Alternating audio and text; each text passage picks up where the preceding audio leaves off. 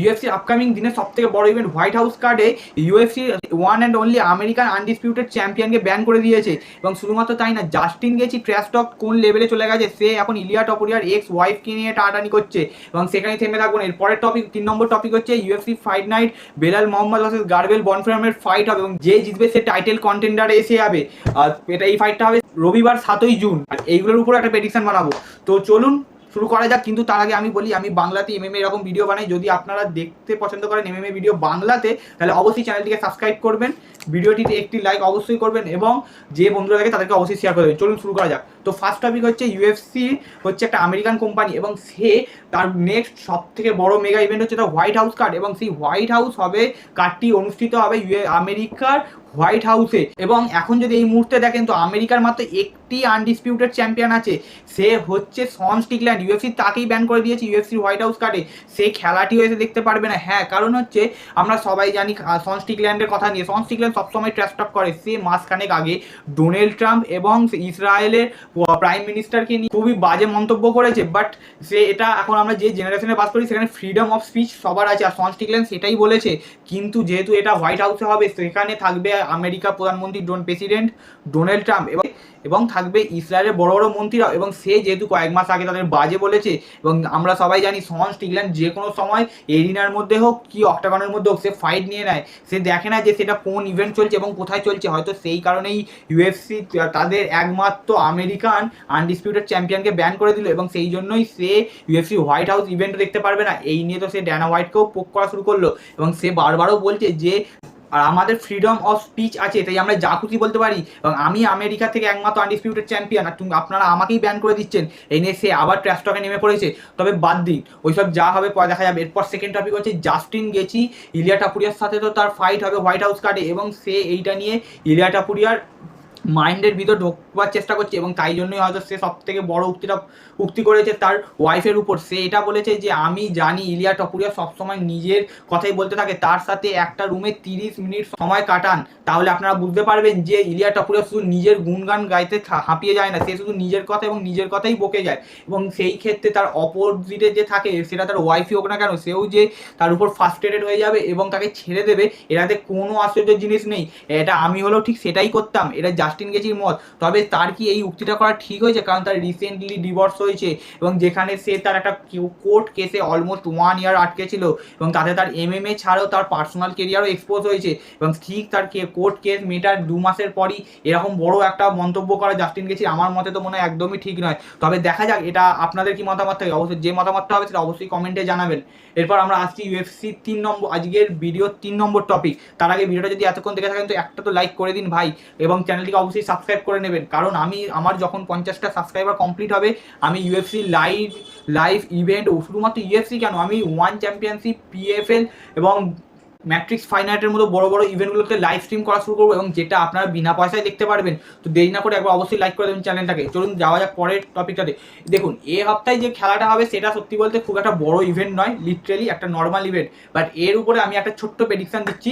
First আপনারা এর ইউএফসির এই ইভেন্টটা দেখতে পাবেন 7ই জুন সকাল 5:30 থেকে, রবিবারে হবে ইভেন্টটা। এটাতে আপনার প্রিলিম কার্ড একদমই দেখার দরকার নেই, তাই আমরা ডাইরেক্ট মেন কার্ড দিয়ে শুরু করবো আর মেন কার্ড 5:30-6টায় শুরু হয়ে যায়। তো ফার্স্ট আপনাদের যে ফাইটটা দেখবেন সেটা হচ্ছে ইয়াও ভার্সেস জুনিয়র টাফার। এটা লাইট হেভিওয়েট ডিভিশনে ফাইটটা হবে। এই ফাইটে ইয়াও বলে যে ফাইটারটি আছে সে এখন আনডিফিটেড, 8 উইনিং স্টিকে আছে, তার রেকর্ড স্ট্যাটসও লিটারেলি গুড। সে খেলবে জুনিয়র টাফার সাথে। জুনিয়র টাফার স্ট্যাটস খুব ভালো না, কিন্তু আমি বলে রাখি জুনিয়র টাফার খুবই এক্সপ্লোজিভ ফাইটার। সে যে কোনো মুভমেন্টে নকআউট এবং গ্রাউন্ড অ্যান্ড পাউন্ডে চলে যায় এবং তার শট খুবই ন্যাস্টি হয়। সে লিটারেলি হারা জেতার থেকে বেশি এন্টারটেনমেন্টকে ফার্স্ট প্রায়োরিটি দেয়। এই ফাইটটা ব্যাঙ্গার ফাইট হতে পারে, আপনারা অবশ্যই দেখবেন। এই ফাইটটায় ইয়াও ভার্সেস জুনিয়র টাফার ফাইটটাতে যদি আপনারা প্রেডিকশন জানতে চান ইয়াও ভার্সেস জুনিয়রে, তো আমি অবশ্যই ইয়াওকে চুজ করবো, কারণ সে একটা আনডিফিটেড এবং জুনিয়র টাফার তার এন্টারটেনমেন্টকে ফার্স্ট প্রায়োরিটি দেয় নাকি জেতাতে, তাই জন্য আমি তার উপর কখনোই তাকে চুজ করবো না। তারপর হচ্ছে বন্টমোয়েটে হবে Bryce Mitchell versus Santiago Luna. এখানে স্যান্টিয়াগো লুনাও আনডিফিটেড একটা ফাইটার, বাট সে যার এগেন্সে খেলবে সে হচ্ছে ব্রেস মিচেল, যে কিনা বড় সে আগে ফেদারওয়েট ডিভিশনে কমপ্লিট করতে এবং সে সেখানে টপ ক্লাস ইউএফসি ফাইটারদের সাথে ফাইট করেছে, যেমন হচ্ছে জোস এমেট, জিন সিলভা এবং ইলিয়া টাপুরিয়ার মতো ইলিয়া টাপুরিয়া, ড্যানি, এডসন বারবোজা এরকম বড় বড় ফাইটারদের সাথে ফাইট করেছে। তো আমার মনে হয় যে হতে পারে এখানে Santiago lunar undefeated fighter, but তার আনডিফিটেড স্টিক ভেঙে দেবে ব্রেস মিচেল, কারণ সে একটা দারুণ রেসলার এবং উইথ গ্র্যাপলিং। তো আমি এখানে চুজ করবো ব্রেস মিচেলকে এবং এই ফাইটটা ব্রেস মিচেলই জিতবে। তারপরে ফাইটটা হবে লাইট ওয়েট ডিভিশনে ফ্যারেস জিয়াম ভার্সেস টম নোলানের। এই দুটি ফাইটারই এখন লাইট ওয়েট ডিভিশনের নতুন আপকামিং হাংরি কন্টেন্ডার, কারণ এদের দুজনেরই স্ট্যাটস লিটারালি গুড, বাট এরা এখনও সেই টপ লেভেলের ফাইটারদের সাথে ফাইটই করেনি, তাই এরা এখনও বেশি এক্সপোজ হয়নি বা বেশি ডিপ ওয়াটারে যায়নি। তাই এই ফাইটটা 50-50-তে থাকবে, যে কেউ জিততে পারে। তাও আমার প্রেডিকশন যদি জানতে চান আমি বলবো ফার্স্ট জ্যাম জিতে যাবে ফাইটটা। তারপর আসছে মিডল ওয়েট ডিভিশনের মেন ইভেন্ট, যেখানে ব্রেন্ডেন অ্যালেন ভার্সেস এডমেন সাফাজিয়ানের ফাইট হবে মিডল ওয়েট ডিভিশনে। এবং আমি বলে রাখি ব্রেন্ডেন অ্যালেন লিটারেলি দারুণ ফর্মে আছে। সে আগের ফাইটে রিডারকে শর্ট টাইম নোটিস পিরিয়ডে এসে হারিয়ে দিয়েছে।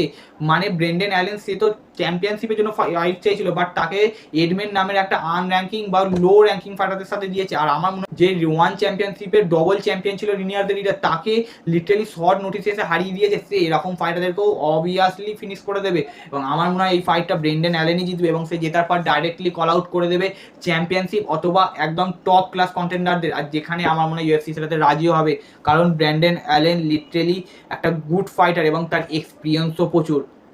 তারপর চলে যাবো ইউএফসির 7ই জুন ওয়াল্টারওয়েট ডিভিশনের যে মেন ইভেন্টটা হবে, সেটা হবে ইউএফসি ওয়াল্টারওয়েট ডিভিশনের ফর্মার চ্যাম্পিয়ন বেলাল মোহাম্মদ। সে খেলবে গার্বেল বনফার্মের সাথে। গার্বিয়েল বনফার্মের স্ট্যাটস লিটারেলি ক্রেজি ভাই, 19টা উইন, মাত্র 1টি লসেস, এবং শুধুমাত্র তাই না, তার বয়স মাত্র 28 বছর এবং সে এখন 4টি উইনিং স্ট্রিকে আছে এবং তার আগে সে 15টা উইনিং স্ট্রিকে ছিল। তাহলে আপনারা ভাবতেই পারছেন সে কোন লেভেলের টপ ক্লাস ফাইটার। সে র্যান্ডি ব্রাউন, স্টিফেন থমসনের মতো ফাইটারকে হারিয়েছে। তাই এটা একটা লিটারেলি ইজি ফাইট হবে না বেলাল মোহাম্মদের জন্য। কিন্তু বেলাল মোহাম্মদকে আমরা হালকায় নেবো না, কারণ তার রেসলিংও দারুণ। সে খাবিবের ট্রেনিং ক্যাম্পে ট্রেন করেছে। সে লিওন এডওয়ার্ডস, গিলবার্ট বার্নস, শন ব্রেডি এবং স্টিফেন থমসনের মতো প্লেয়ারকে হারিয়েছে। আমি জানি আপনারা বলবেন বেলাল এখন 2টো লুজিং স্ট্রিকে এসে গেছে, যেখানে কিন্তু তারা জাতা ফাইটার না। একজন হচ্ছে এখনকার দিনে নম্বর 1 কন্টেন্ডার আইএন গ্যাজি, আরেকজন হচ্ছে এখনের ফর্মার চ্যাম্প জ্যাক ডেলা ম্যাডলেনার কাছেই মাত্র হেরেছে। এবং তার আগে সে লিওন এডওয়ার্ডস, গিলবার্ট বার্নস এবং শন ব্রেডি, স্টিফেন থমসন এরকম বড় বড় নামকেও হারিয়েছে। এবং সে লিটারেলি ক্রেজি রেসলার। হতে পারে তার ফাইটগুলি সে একটা এন্টারটেন হয় না, বাট লাস্ট 2টো ফাইট বুম ব্রাদার বুম, দারুণ ফাইট করেছিল। তো আমার যদি এখানে আপনারা আমাকে জিজ্ঞাসা করেন যে এই ফাইটের প্রেডিকশনটা, তো আমি বলবো বেলাল মোহাম্মদ জিতবে, কারণ সে যদি চায় তো গার্বেল বনফার্মকে একদম ডিপ ওয়াটারে নিয়ে যেতে পারে। এবং ডিপ ওয়াটারে চলে গেলে গার্বেলের মাত্র 28 বছর বয়স এবং সে তার লং উইনিং স্ট্রিক থাকলেও সে টপ কন্টেন্ডার বা ডেঞ্জারাস ফাইটারদের সাথে এখনও সে ফেস করেনি। আর এইটা নেই সুযোগটা নেবে বেলাল মোহাম্মদ এবং তাকে তার এক্সপিরিয়েন্স দিয়ে এবং গ্রাউন্ডে কন্ট্রোল করে তাকে ডিভিশনের সাথে হারিয়ে দেবে বেলাল। এবং সে আরেকবার এসে যাবে ইউএফসির ওয়াল্টারওয়েট ডিভিশনের টাইটেল কন্টেন্ডারের আশেপাশে। চলুন, আজকের ভিডিওতে এই 3টি টপিক ছিল। ভিডিওটি যদি ভালো লাগে তো অবশ্যই আরেকবার বলছি লাইক করে দিন, যদি পছন্দ হয় তো অবশ্যই সাবস্ক্রাইব করবেন এবং চ্যানেলটি শেয়ার করে দিন। এবং আমার 50টা সাবস্ক্রাইবার কমপ্লিট হলেই আমি করব আমার চ্যানেলে লাইভ স্ট্রিম, সেটা ইউএফসি হোক কি ওয়ান চ্যাম্পিয়নশিপই হোক কি সেটা হোক ম্যাট্রিক্স ফাইট নাইটই। চলুন দেখা হচ্ছে অন্য একটি ভিডিওতে।